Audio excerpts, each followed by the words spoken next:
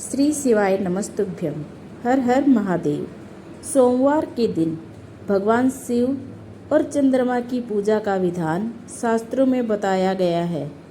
सावन के महीने में सोमवार की पूजा और सोमवार व्रत की कथा का पाठ विशेष रूप से लाभकारी माना गया है। जो लोग सावन सोमवार का व्रत करते हैं उनको सोमवार के दिन सोमवार व्रत कथा का पाठ करना या सुनना चाहिए। इससे महान पुण्य की प्राप्ति होती है। सोमवार व्रत एवं व्रत महात्म। सोमवार का व्रत चंद्रदेव और भगवान भोलेनाथ की अर्चना हेतु किया जाता है।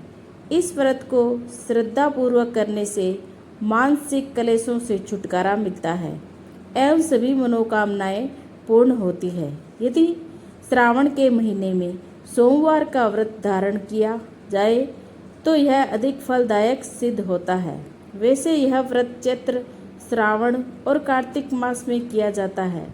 इस व्रत में सोमवार के दिन उपवास रखकर भगवान शंकर, माता पार्वती की पूजा अर्चना करनी चाहिए तथा दिन में एक बार भोजन करना चाहिए। सोमवार का व्रत करने से स्त्रियों को पति पुत्र का सुख मिलता है। सोमवार व्रत की पूजन विधि। भगवान शंकर की पूजा का श्रेष्ठ समय प्रातःकाल माना जाता है। अतः सोमवार के दिन प्रातःकाल ब्रह्म मुहूर्त में उठकर नित्य कर्म से निर्वृत्त हो स्नान करके पूजन हेतु ध्यान कर भस्म धारण कर कुसा पर बैठें। पूर्व अथवा उत्तर दिशा की ओर मुख रखें। चौकी पर नया सफ़ेद कपड़ा बिछाएं। उस पर तांबे का खुदा सोमवार यंत्र और भगवान शिव की प्रतिमा तथा शिवलिंग की स्थापना करें। बिल्वपत्र, पुष्प, अक्षत, जल एवं दक्षिणा इत्यादि सामग्री अपने निकट रखें। शिव पूजन विधान के पश्चात व्रत कथा पढ़नी चाहिए या सुननी चाहिए। व्रत कथा पूर्ण करने के उपरांत भगवान शिव को भोग लगाकर तुलसी के पौधे को अर्घ एवं दिन में एक समय ही भोजन करें। सोमवार कथा विस्तार पूर्वक। एक साहूकार बहुत अमीर था।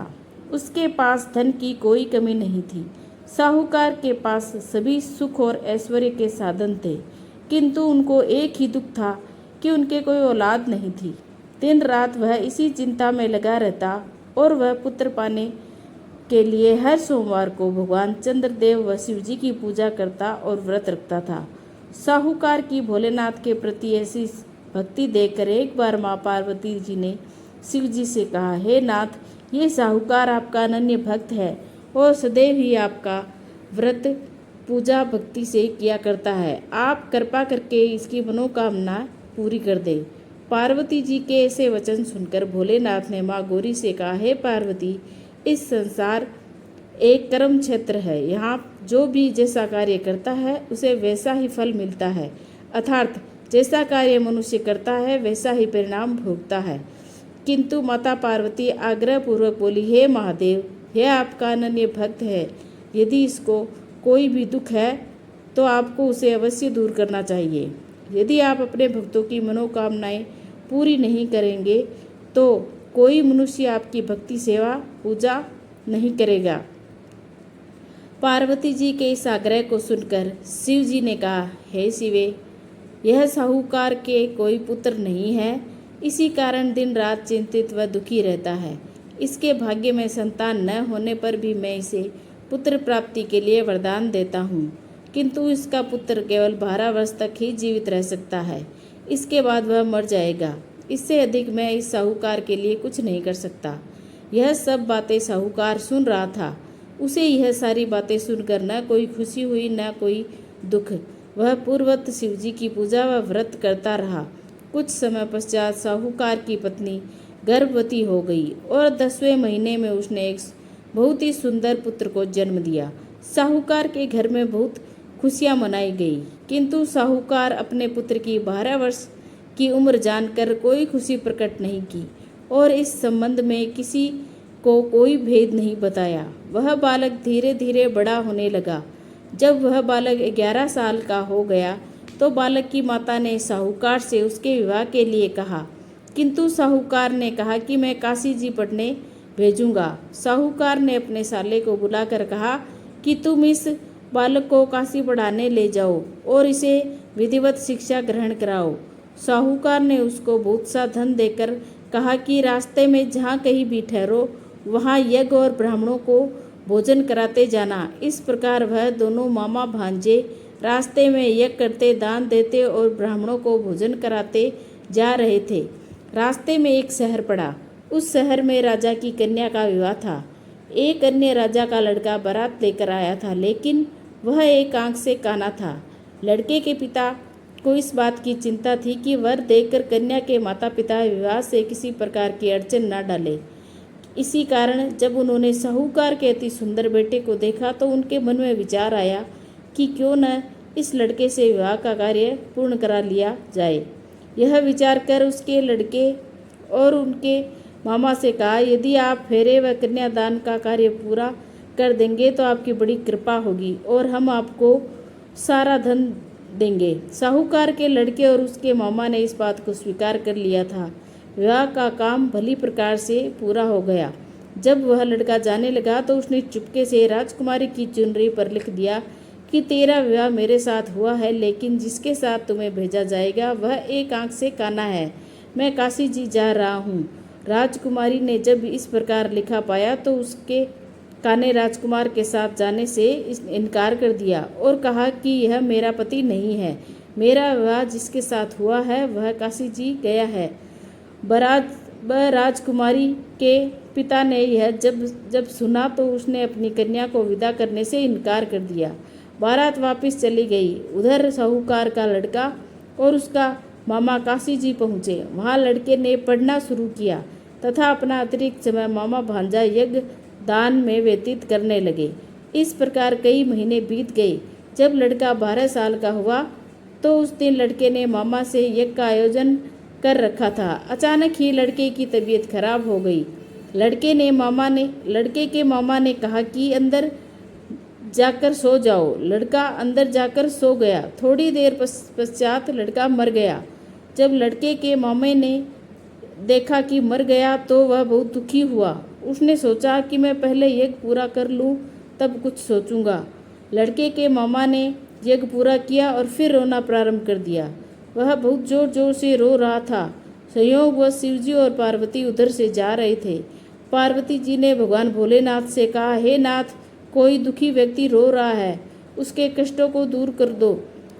जब शिवजी और पार्वती जी वहां पहुंचे तो उन्होंने देखा वहां पर एक लड़का मरा हुआ पड़ा है। तब पार्वती जी ने देखते ही लड़के को पहचान लिया। पार्वती जी ने बढ़ के मरने का कारण पूछा तो भोलेनाथ ने बताया, हे गौरी, इस लड़के की आयु इतनी ही थी, ये अपनी आयु पूरा कर चुका है। पार्वती जी ने विनम्रता पूर्वक कहा, महाराज, कृपा करके आप इस लड़के को जीवित कर दीजिए, नहीं तो इसके माता पिता इसके वियोग में तड़प तड़प कर अपनी जान दे देंगे। माता पार्वती की बात सुनकर शिवजी ने लड़के को पुनः जीवित कर दिया। शिवजी की कृपा से लड़का जीवित हो गया। शिव शंकर व पार्वती जी शिव धाम चले गए। शिक्षा पूरी होने पर लड़का और उसका मामा पहले की तरह यज्ञ करते, ब्राह्मणों को भोजन तथा दक्षिणा देते हुए अपने घर की ओर चल दिए। रास्ते में दोनों उसी शहर में आए जहाँ पर लड़के की शादी हुई थी।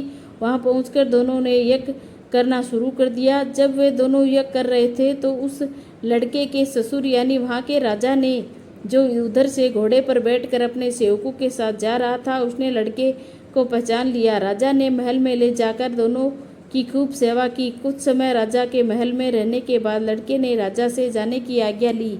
राजा ने अपनी लड़की को लड़के के साथ विदा किया और साथ में बहुत सा धन और दास दासियों को भी भेजा। जब वे अपने शहर में आए तो लड़के के मामा ने कहा, पहले मैं तुम्हारे माता पिता को तुम्हारे आने की खबर सुना आता हूँ, तब तक तुम अपनी पत्नी सहित यहाँ आराम करो। ऐसा कहकर लड़के का मामा साहूकार को अपने पुत्र के आने की खबर देने चला गया।